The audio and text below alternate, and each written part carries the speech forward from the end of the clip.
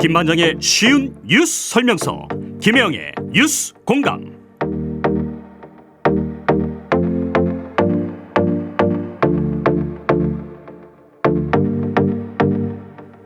J'ai une question. Si tu sais guérir les blessures, pense-moi.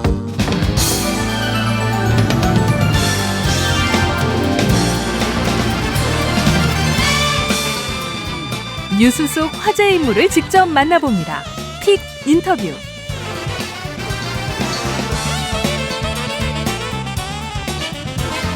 오늘 픽 인터뷰는 조국 혁신당 1호 영입 인재이자 대변인이신 신장식 변호사 만나보겠습니다. 어서 오십시오. 네, 안녕하세요. 평화방송 처음 오신 거죠? 처음 왔죠. 더군다나 김혜영의 뉴스 공감은 얼마 전까지 저와 경쟁 프로그램이었기 때문에 아니 저는 지금 원래야 올 수도 마주보고 없는. 있다는 게 너무 이상한 거예요. 그러니까요. 이게 다 윤석열 대통령 덕입니다. 아, 덕이라는 단어에서 또 한번 뜨끔. 덕입니다. 예. 예. 제 개인적인 의견이고요. 이렇게 제지를 해주셔야 방심위의 제재를 받지 않습니다. 네. 제가 참 뭐라고 말씀을 드려야 될지 저도 참 여러 가지 일들을 지금 겪고 있는데. 그러니까요. 네. 예. 조국 혁신당에 입당하시면서 이제 기자회견 하신 게 2월 25일 보니까 오늘 꼭 보름 전이시더라고요. 2주 됐습니다. 2주. 지난 예. 2주 돌아보면 소회가 어떠십니까? 너무 많은 일들이 있으셨어요. 정말 2주 동안 너무 많은 일들이 있었고요. 이게 이제 말하자면 추세로 봤을 때 뭐 수치는 각 여론조사마다 조금씩 다르고 네. 하지만 추세로 봤을 때 우상향하고 있다는 추세는 좀 분명해 보이거든요. 근데 왜 이런 마음들을 모아주시고 계실까를 생각을 하면 대변인으로 임명되고 나서 단지 이게 말이 아니라 네. 저 국민들의 조국 혁신당에 대한 지지율이 이 우상향하고 있는데 드러난 거기에 담긴 국민들의 마음, 국민들의 뜻을 제가 대변인이라는 직함을 갖고 있기 때문에 어떻게 잘 전달할까. 네. 그런 데에서는 사실은 부담감이 들죠. 잘 전달하고 있는지. 영입 인재 1호에다가 대변인까지 같이 맡고 계셔서 그렇죠. 어깨가 무거우실 텐데 전 이 네. 질문도 꼭 드리고 싶었어요. 예. 아니 정의당 출신이시잖아요. 네네네. 근데 녹색정의당으로 가시지 않고 조국 음. 혁신당에 합류하신 뭐 이유 특별히 있으셨을까요? 크게 보면 두 가지가 있을 텐데요. 저는 민주노동당 시절부터 진보정당에서 쭉 일을 해왔고 네. 평생을 젊은 청춘을 그쪽에 다 바쳤는데 나름 저의 청춘을 그쪽에 바쳤는데 지금은 뭐 세세한 평가를 떠나서 진보 정치, 한국 정치에서의 소위 왼쪽 날개가 재건되어야 하는 상황이다라고 생각을 합니다. 재건. 예. 그러한 상황이기 때문에 재건을 위한 현실적인 대안이 어디인가라는 예. 판단을 했고요. 그리고 두 번째는 뭐 모든 뭐 유권자들이나 국민들이 판단을 하실 텐데요. 지금 국민들의 마음의 지도, 지금 국민들이 이번 총선에서 무엇을 원하고 있는가. 저는 윤석열 정권에 대한 심판 네. 그리고 검찰 독재 조기 종식이라고 하는 것이 국민들의 마음의 지도에 가장 중요하게 자리 잡고 있다. 이정표가. 네. 그런데 지금 소위 제3지대를 이야기하는 정당들이나 또는 녹색정의당 같은 경우는 양당 기득권을 심판하자라고 주장을 하고 있잖아요. 양당 기득권 심판이 이번 총선에서 국민들의 선택의 기준이냐. 네. 이재명 민주당도 심판하고 윤석열 정권도 심판하자라는 것이 국민들의 기준일까. 물론 그것이 더 중요하다고 생각하는 분들 계시죠. 예. 존중합니다. 하지만 저는 윤석열 정권의 심판이 가장 선명하고 분명한 국민들의 마음의 지도에 그려진 가장 큰 이정표고 화살표다라고 예. 생각을 했습니다. 이것이 녹색정의당이 아니라 조국 혁신당을 선택하게 된 구체적인 이유입니다. 네. 12척의 배를 달라. 네. 가는 데마다 얘기하고 계시더라고요. 예. 근데 이게 공식 입장은 아닙니다. 우리 그러니까 조국 대표님은 이 자리에서 10석의 목표라고 분명히 얘기하고 공식 가셨거든요. 입장이 그렇습니다. 그런데 이제 대변인이니까 높은 앞에서 지지율에 따른 자신감이신 아닙니다. 걸로 봐야 될까요? 아직도 가야 될 길이 멀고요. 북치는 겁니다. 맨 앞에 전투정 맨 앞에서 독전이라고 하잖아요. 전쟁을 독려하면서 독전하자 앞으로 더 나가야 된다. 노량 마지막 장면에 나왔던 네. 그런 북소리 같은. 북소리입니다. 12척을 주십시오. 이거는 독전의 북소리고요.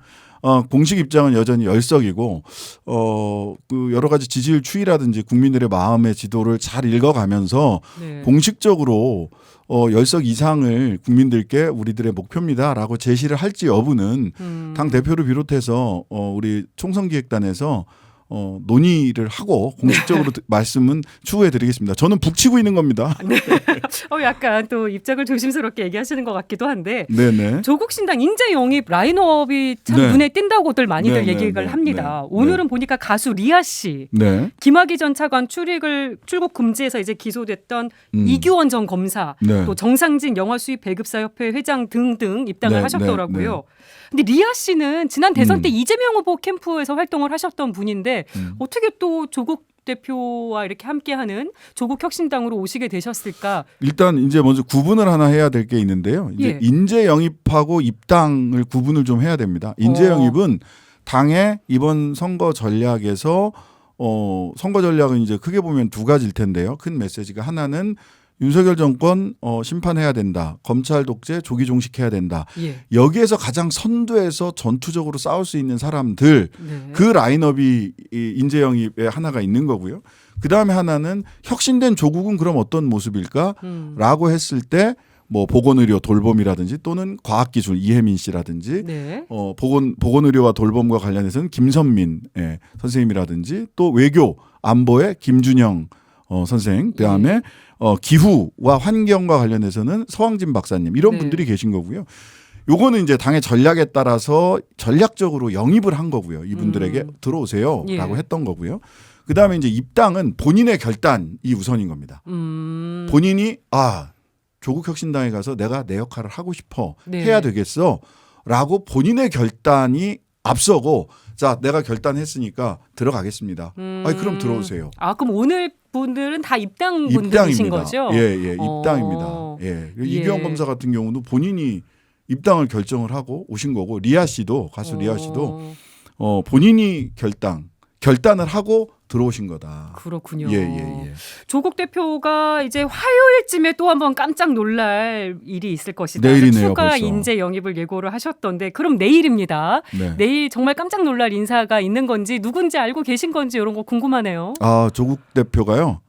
청와대 민정수석 출신이라서 입이 정말 무겁습니다. 자물쇠입니다. 대변인한테도 얘기를 안 네, 해주십니까? 모릅니다. 내일 아마 오전에 저희들이 보도 자료를 준비하면서 그때 저도 알게 되리라고 생각을 하고요. 다만 예. 깜짝 놀랄 만한 분이라고 했으니까 조 대표님께 제가 간접적으로 안 놀래키기만 하면 저 가만히 안 있습니다. 이렇게 말씀을 드렸습니다. 진짜 모르시는 건지는 잘 모르겠으나 앞으로 몇 분 정도 더 영입을 하실 계획이세요? 영입은 끝났고요.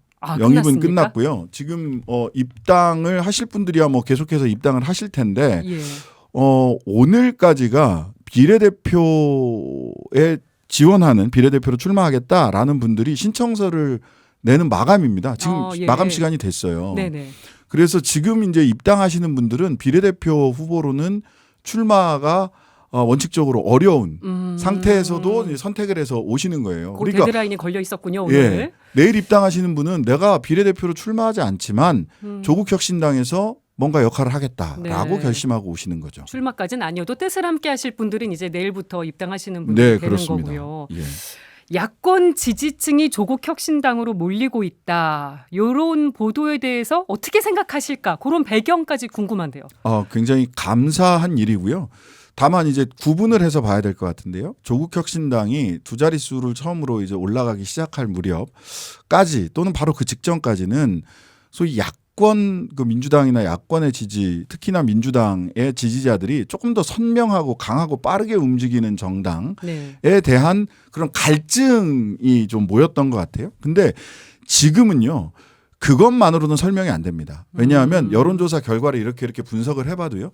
지금 조국혁신당이 약진하면서 가장 그 울상이 된 분들이 어디냐. 네. 개혁신당입니다. 원래 개혁신당이 창당을 전후해서 두 자릿수 가까운 지지율이 잘 나왔었죠. 예, 잘 나왔었죠. 그랬는데 지금의 지지율은 그때에 비해서는 거의 뭐 많이 후퇴 거의 뭐 반토막이 났다고 하는데요.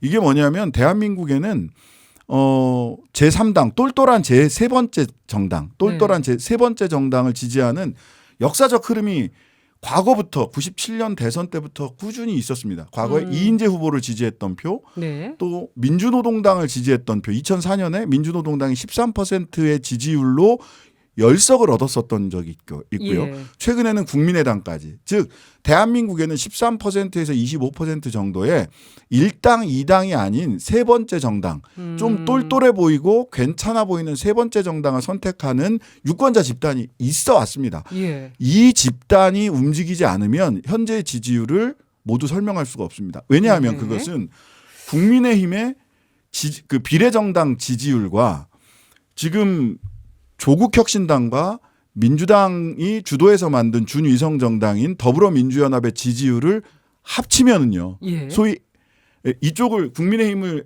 B팀이라고 하고 이쪽을 A팀이라고 하면 A팀의 합과 B팀의 합을 보면은요. 조국혁신당이 지지율이 상승하면서 네. 소위 민주당 플러스 조국혁신당이라고 하는 A팀의 합계가 더 커졌습니다.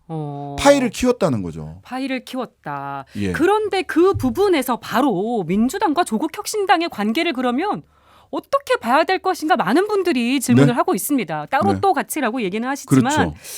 뭐 조홍천 의원 같은 경우는 개혁신당 소속이죠. 조국혁신당은 제3정당이 아니라 민주당 기생정당이다. 오늘 인터뷰에서 이런 말을 했거든요. 네네.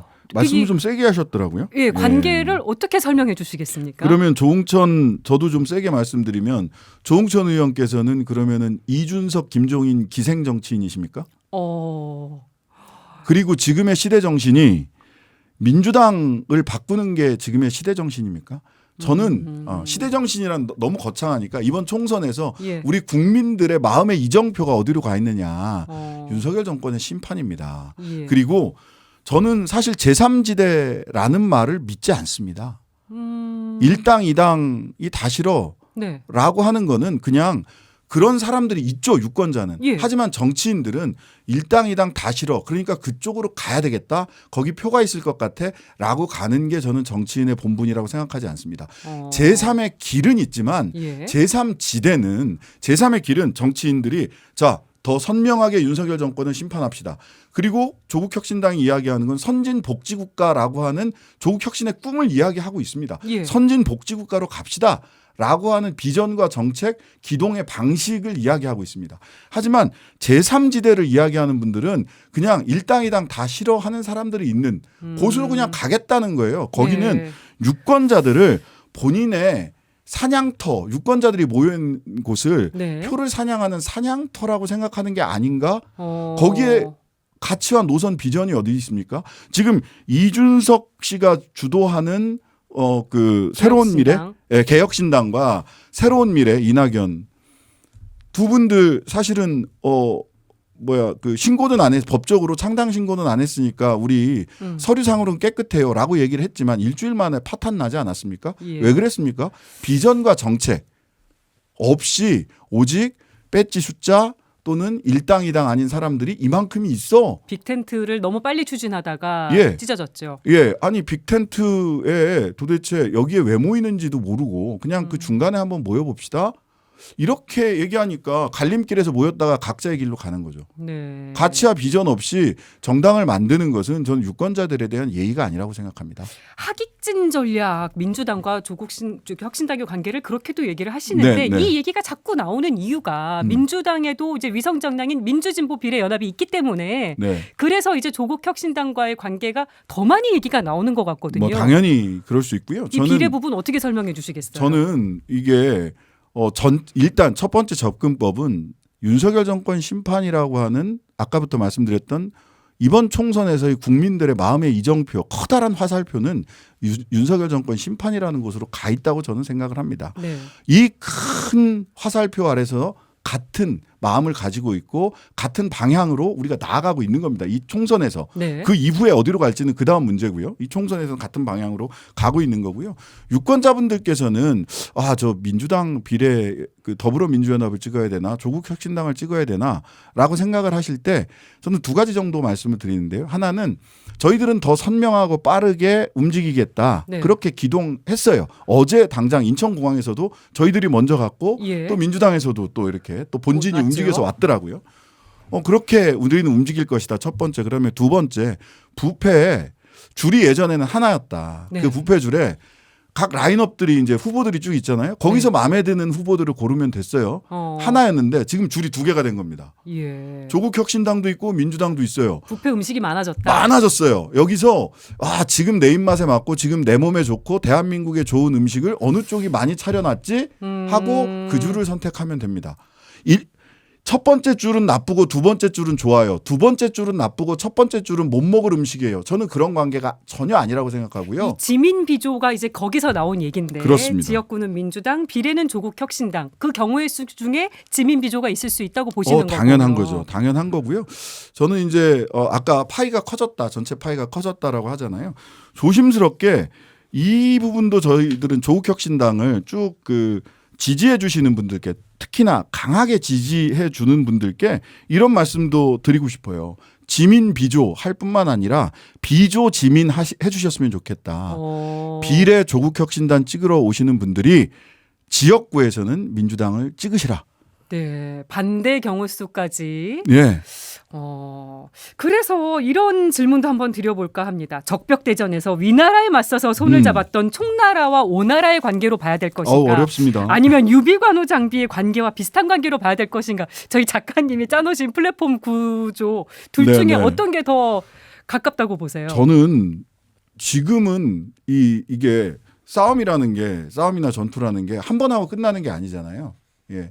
지금은 연합전술을 펴야 될 때다. 하객진으로 본진과 선두가 함께 이렇게 윤석열 정권을 심판하는 이 싸움에 본진과 망치선, 하객진의 맨 앞에 망치선이 역할 분담을 하고 싸워야 될 때다라고 생각을 하고요. 네. 그 이후에는 저는 비전과 정책, 경쟁을 피할 수 없다. 네. 그리고 연대 연합의 정치라고 하는 것을 반드시 저는 다음 국회에서 실현을 해야 된다라고 생각을 하는데요. 이게 그냥 이게 말이 아닙니다. 말이 아니고요. 민형배 의원하고 조정은 의원을 생각을 해보시면 돼요. 민형배 의원이 개인적으로 비판을 받을 줄 뻔히 알지만 무소속으로 탈당을 해서 나갔던 게 국회 선진화법에 따라서 상임위원회에서 네. 교섭단체 각각 2당이 교착 상태에 빠지면 패스트트랙 아니면 상임위원회 교착된 법안을 밀어붙일 수가 없어요. 네. 그것 때문에 민형배 의원이 탈당했었죠. 네. 김건희 특검이 왜 지금 이 시기에 돌아왔느냐. 그거는 조정은 의원이 법사위에서 비교섭단체 그때는 뭐였죠? 하여튼간에 새로운 하여튼간에 네. 무슨 당 있었잖아요. 시대전환. 네. 시대전환이라는 당에서 비교섭단체로 안건조정위원회에 딱 들어가니까 여기서 국민의힘 편을 드니까 이 법안이 법사위를 통과를 못했기 때문에 패스트트랙으로 들어가서 소위 김건희 여사 특검이 여기까지 오게 된 거죠. 예, 여기까지 오게 된 거죠. 즉 이건 그냥 연대연합 그리고 우리 조국혁신당이 쇄빙선 역할을 하겠다는 것이 단순히 비유적인 의미를 떠나서 국회 네. 운영에 있어서 비교섭단체 둘만으로 교착 상태에 빠졌을 때 어느 방향으로 물꼬를 틔워서 법안을 끌고 갈 거냐. 네. 이거는 조국혁신당의 역할이 매우 중요할 거다. 거기서 역할을 할 수 있다. 예, 그럼요. 근데 예. 이 질문도 아주 들어보고 싶었습니다. 한국갤럽이 5일부터 7일까지 전국 성인 1,000명을 대상으로 전화조사원 인터뷰를 한 네네. 결과입니다. 3월 10일에 발표된 정당 지지도 국민의힘 37, 더불어민주당 31, 조국혁신당 6, 비례대표 선택에 있어서는 조국혁신당이 15%가 나왔더라고요. 같은 조사에서 20대 응답자 125명 가운데 조국혁신당을 선택한 이가 없었던 것으로 나왔습니다. 네. 자세한 이 조사는 중앙선거여론조사 심의위원회 홈페이지 참고하시면 되겠습니다. 네. 요거를 어떻게 해석하시는 걸까? 자, 일단 이거는 첫 번째는 125명 가운데 한 명도 없었다. 그것 자체가 굉장히 사실은 저희들은 무겁게 받아들이고 있고요. 예. 다만 조금 더 이건 조사에 따라서 이렇게 튀는 조사가 있을 수 있으니까 다른 조사에서는 또 다른 추세를 보이는 조사 결과도 분명히 있습니다. 예, 또 표를 저도, 갖고 오셨네요. 다 방송 나오기 전에 이런 거 준비를 해야죠. 예. 특정 조사에서는 2자릿수를 넘기는 조사들도 10대, 20대에서 그러니까 20대에서 2자릿수를 넘기는 조사도 충분히 많이 있거든요. 그래서 예. 갤럽 조사가 사실은 조금 튄 조사이기도 하다. 그러나 이 조사에서조차도 40대, 50대 지지율에 비하면 40대 지지율의 한 절반 정도밖에 되지 않는 건 사실입니다. 네. 40대에서는 저희들이 1위 아니면 2위를 하는 조사가 많이 있어요. 40대에서는 잘 나오는데. 예, 잘 나오는데 40대, 50대, 60대에서는 잘 나오는데 20대 지지율이 그 지지율의 절반이나 한 3분의 2 정도 수준에 있는 것이 사실입니다. 현실입니다. 네. 이 현실을 무겁게 받아들이고 있고요. 청년들이 그냥 단순히 정치에 관심이 없다 이렇게 얘기하는 건 아무 대책이 아닙니다.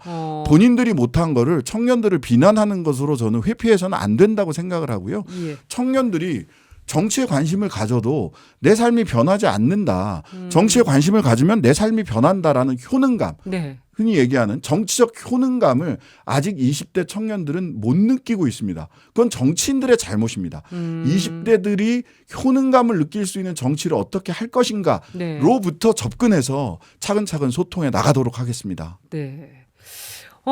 신장식 조국혁신당 대변인 만나보고 있습니다. 시간이 한 4분 정도밖에 안 남아서 빨리 네네. 현안 질문 드릴게요. 네네. 최상병 순직 사망 사건 수사 외압 의혹으로 수사를 받아온 이종섭 전 국방부 장관이 주 호주 대사에 임명되고 출국 금지 해제 출국까지 뭐 공항까지 가셨습니다만 네네. 1년의 과정 어떻게 총평을 해주시겠습니까? 조폭 영화의 한 장면 같았다. 너 좀 조용해질 때까지 밖에 좀 나가 있어야겠다라는 거 우리 영화에서 많이 보지 않았나요? 막 그 대사가 들리는 것 같아요. 귀에서 막 돕니다. 그런 장면, 그리고 조폭 영화의 한 장면과 뭐가 다른가? 저는 두 번째 그리고 왜 이렇게 국민들의 그 비판이 있을 거라고 누구나 예상을 할 수 있지 않았을까요? 그럼에도 불구하고 그런 비판에도 불구하고 이종섭 전 장관을 호주 캔버라 절강 같은 캔버라로 보낼 수밖에 없었던 이유가 뭘까? 이유가 뭐라고 생각하세요? 이종섭 장관이 공수처에 가서 포렌식 그 조사를 공수처에 제출한 핸드폰이 포렌식 조사가 됐고 여기에 입장이 바뀌기 직전에 02 800번대로 시작되는 이태원로 대통령실에 전화가 온 사실이 밝혀졌습니다. 네. MBC 단독 보도를 통해서 나왔죠. 그러면 공수처에서 이종섭 장관을 부르면 뭘 질문할까요? 이종섭 전 장관님 누가 전화했습니까? 물어봤겠죠. 뭐라고 전화했습니까? 그리고 장관님 그 전화 받고 누구에게 전화했습니까? 그 사람에겐 뭐라고 얘기했습니까? 그게 핵심이죠. 그게 핵심이죠. 그 조사를 피하려고 했던 것은 아닐까라고 저는 저의 뇌피셜입니다.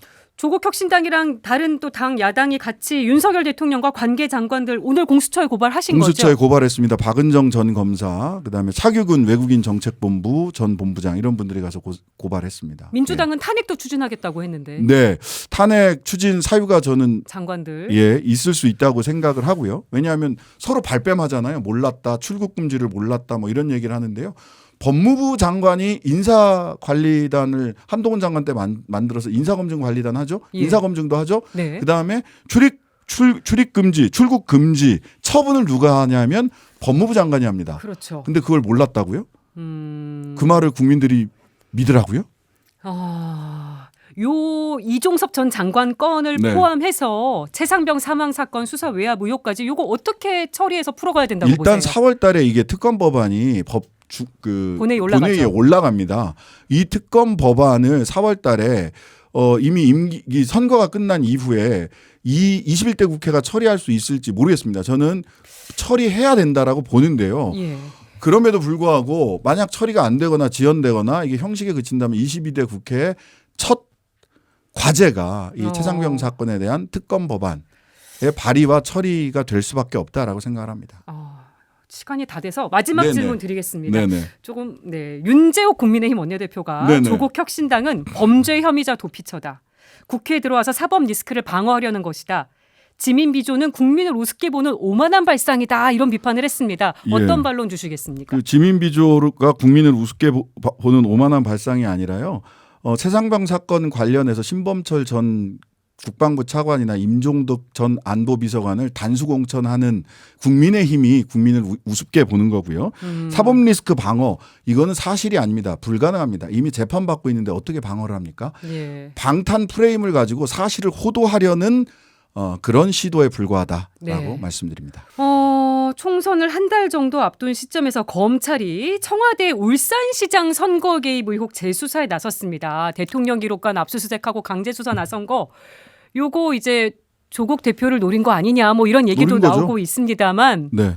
노린 거죠. 노린 거고 저는 그때 이제 뭐 논평을 이렇게 드렸습니다. 겁먹은 개가 크게 짖는다라고 논평을 드렸어요. 예. 저희 당의 입장이고 제 개인의 입장입니다. 빨리 제지하세요. 시점상 예, 시점상 그러한데요.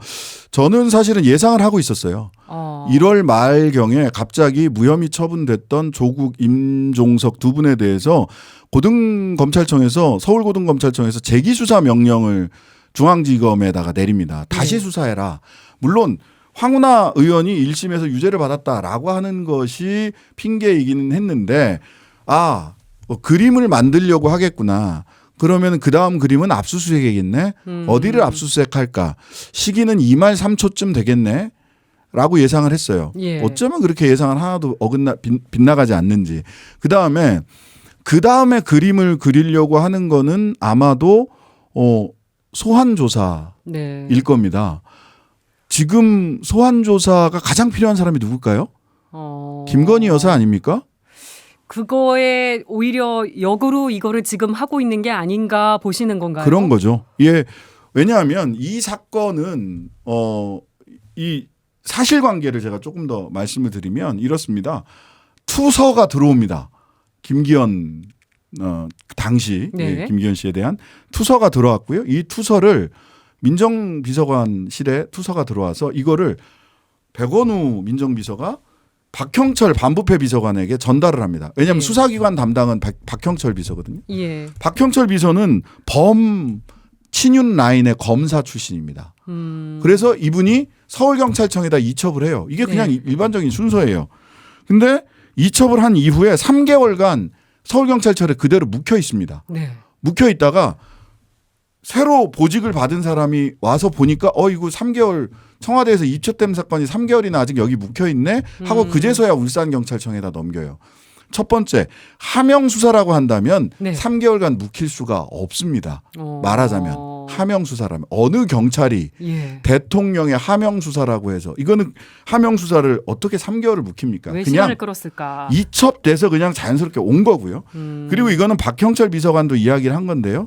조국 임종석에게 보고된 바가 없습니다. 일상적으로 대통령실에 엄청나게 민원이 많이 들어오고요. 예. 그거는 정해진 루틴에 따라서 길 따라간 겁니다. 네. 그냥 길 따라갔고 오히려 3개월간 묵혔던 사건이에요. 그런데 여기에서 대통령 기록관을 압수수색하고 조국 임종석으로 가겠다. 뭐 시기상 2월 3월에 이런 일이 있을 수 있겠다 싶었는데 뭐 다음 예상했던 수수는 대로 소환일 것 같다. 소환일 것 같다. 예. 그래서 아니 뭐 선거 중에 소환하는 거 이게 정치 개입 아니냐라고 네. 얘기를 하면 모든 법은 국민들이건 정치인이건 평등합니다라고 답변을 할 거라고 저는 감히 예상합니다. 네. 검찰에서. 그 아까 20대에서 이제 갤럽 조사 네네. 조국 혁신당에 대한 응답이 없었던 거와 관련해서 네. 혹시 원인 중에 조국 사태도 있다고 보진 않으시는지 그것도 궁금했어요. 뭐 그럴 수도 저는 있다고 생각을 합니다. 20대들이 바라보고 있는 공정의 감각이라고 하는 것들이 있기 때문에 네. 40대, 50대들이 갖고 있는 감각과는 다를 수 있다라고 생각을 하고요. 네. 다만 아까 이게 유튜브니까 이제 수치를 조금 말씀을 드려도 될 것 같은데 예. 이 조사는 20대가 10.3, 30대가 17.2, 40대가 36.6. 그래서 뭐 3분의 1 수준이거나 절반 수준이라고 말씀을 드리긴 해요. 그러니까 예. 20대가 아주 없는 것은 아니고 갤럽이 사실은 굉장히 튀었어요. 튄 조사이긴 하지만 그것 조차도 저는 무겁게 받아들여야 된다고 생각을 하고요. 예. 그런 면에서 누구는 그 기획운동 입학제를 조국 대표가 얘기했을 때 당신이 말할 자격이 있느냐라고 비판하시는 분들도 있어요. 충분히 네. 그러실 수 있다고 봐요. 하지만 조국 대표는 그런 얘기를 하면 그런 비판이 올 거라고 하는 생각을 하지 않았을까요? 그럼에도 불구하고 그 얘기를 하신 겁니다. 네. 그렇게 좀 그런 비난, 야, 너 자격 없다라는 얘기를 듣더라도 청년들에게 얘기할 건 해야 얘기할 된다. 건 해야 되겠다라고 하는 생각을 하고 있는 겁니다. 네. 예. 아직 많이 부족합니다. 더 열심히 소통해야죠. 중요한 건 효능감을 느끼도록 하는 겁니다. 정치적 효능감. 네. 국민의힘 민주당 공천이 9분 응선을 넘었습니다. 각 당 공천 한 줄 평 해주신다면요. 국민의힘 공천은 김태우 시즌 2 특징적으로. 뭐냐면 김태호 시즌 2가 사면 복권하고 바로 출마시켰던 거 아닙니까? 강서구청장 강서구청장 보궐선거 때. 근데 사면 복권하고 그대로 단수 공천 받아서 출마하시는 분들이 제가 세 보니까 한 서너 분 계세요. 네. 그래서 그것도 단수 공천. 작년 8.15 때 사면 복권 받아서 바로 출마하세요. 사면 복권 받아서 출마하세요. 사면 복권 받아서 출마하세요. 그다음에 아예 기소조차 하지 않고 오히려 아까 그 본방에서 말씀드렸던 네. 임종득 그다음에 신범철 이런 분들은 이종섭 전 장관 같은 분을 호주 대사로 멀리 좀 나가 있어라. 좀 조용해질 때까지 이렇게 보내고 당근으로 입틀막 하는 거 아닌가? 저는 이런 생각이 들 정도로 공천이 혹시 당근 아닌가? 당근 아닌가 하는 생각이 들 정도로 이런 느낌을 지울 수가 없어요. 그래서 김태우 시즌 2 공천 당근 입틀막 공천 아닌가? 네. 라는 생각도 들더라고요. 그러면 민주당 공천은 어떻게 평가하실까요? 민주당 공천은 언론에서 드러난 공천과 실제로 벌어진 공천에 대해서 저는 모르겠습니다. 딱 보면서 들었던 건 뭐냐면 민주당 당원들의 뜻은 저렇구나. 하나의 좀 방향성이 있더라고요. 말을 하자면. 공천 잡음이 시끄러웠다. 언론들은 이렇게 보도했지만 하나의 방향이 있어요. 그러니까 누가 이재명 대표 혼자서 얘는 여기 이 사람은 여기 이렇게 해서 한 게 아니라는 생각이 들고요. 네. 다만 이재명 대표를 중심으로 해서 똘똘 뭉쳐서 뭔가를 해야 되겠다라고 하는 당원들의 하나의 경향성이 있는데 이 당원들의 이러한 경향성이 국민들의 마음에 닿을 수 있을까? 네. 앞으로 남은 30일 동안 그게 관전 포인트다. 대단하다. 민주당 당원들이 마음이 하나의 방향으로 가고 있구나. 네. 적어도 지역구 공천에 있어서는. 네. 이 마음을 얼만큼 민주당이 이 국민들이 하나의 방향을 보여준 이 흐름을 얼만큼 국민들에게 잘 설득하고 가까이 다가갈 수 있느냐. 네. 이게 남은 민주당의 과제 아닌가. 사실은 좀 놀랐어요. 그 정도로 민주당 당원들이 하나의 방향을 가리킬 줄 잘 몰랐어요. 이 정도까지는 좀 모르셨다 예, 하셨고 예. 요 질문은 어려우실 수도 있겠습니다. 네. 녹색정의당 지금 지지율이 많이 낮게 나오고 있는데 네. 요건 어떻게 코멘트해 주시겠어요? 저는 무척 안타깝고요. 그런데 아까도 말씀드렸다시피 본인들이 옳다 맞다 이 신념의 정치거든요. 막스 베버가 했던 이야기가 있잖아요. 신념만큼이나 중요한 것은 책임의 정치입니다. 네. 국민들에게 정치적 효능감을 주는 것 그리고 지금 총선에서 그렇게 생각하는 분들은 녹색정의당을 선택을 하실 거예요. 즉 네. 양당 기득권을 심판하는 게 우선이냐 윤석열 정권을 심판하는 게 우선이냐 저는 적어도 신념이 더 먼 양당 기득권을 심판하고 새로운 정치로 나가야 된다는 신념을 지금은 조금 잘 간수해 가면서 그 신념을 이루기 위해서조차라도 국민들의 마음이 가리키고 있는 윤석열 정권 심판이라고 하는 큰 총선에서의 국민들의 마음을 먼저 이해하는 정치를 하셨으면 좋겠다 싶습니다. 근데 지금 제3지대 정당들 녹색정의당을 포함해서 다 정권 심판을 얘기하고는 있습니다. 네, 그래서 연대나 함께하는 길의 가능성도 남겨두신 걸까? 저는 분명히 한다면 함께할 수 있다고 봅니다. 그러나 지금까지 이낙연 대표죠 지금. 이낙연 대표는 이재명의 민주당은 민주당이 아니다. 이재명 민주당 심판이 마치 지금 광주에 출마하면서도 하시는 얘기가 이재명의 민주당을 심판하는 것이 본인의 사명인 것처럼 말씀하시잖아요. 개인적으로 여러 가지 그런저런 판단을 할 수 있는 여러 가지 조건이 있었을 수 있겠다라고 인간적으로는 이해할 여지가 없지 않다고 생각을 합니다. 예. 그러나 국민들을 먼저 우선하고 국민들의 마음의 지도 대한민국 정치가 어디로 가야 되는지를 우선하는 것이 큰 정치인의 몫이라고 생각합니다. 네. 알겠습니다. 지금까지 조국혁신당 신장식 대변인 만나봤습니다. 오늘 나와주셔서 고맙습니다. 네, 감사합니다.